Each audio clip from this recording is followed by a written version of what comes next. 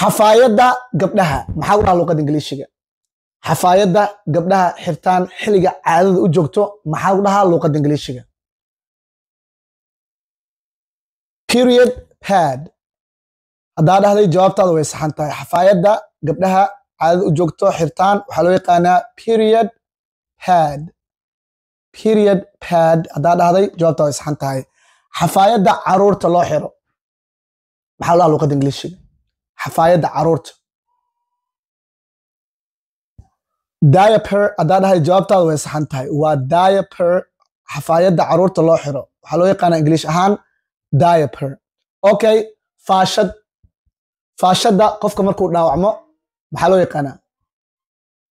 faashad bandage hadaa dhahday jawaabtaadu waa saxan tahay faashadu waxaa loo yaqaanaa luqada ingiliishiga bandage okay usha jiiska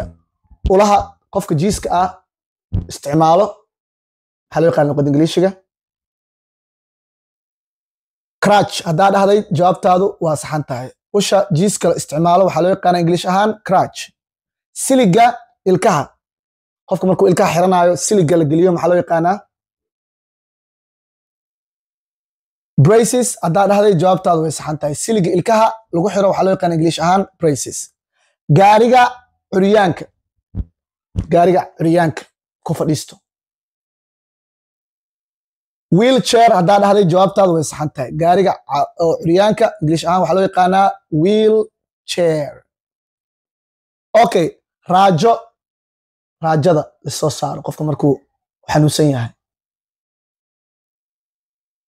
x-ray hadaa dhahday jawaabtaadu way saxan tahay raajadu waa x-ray okay cirbada isku duro ama dunta needle hadaa dhahday jawaabtaadu way saxan tahay cirbad luqada ingiliish waxaa loo yaqaanaa needle okay suufka qofka markuu xanuunsan yahay markii la duro kadib ama dhiigga laga tiro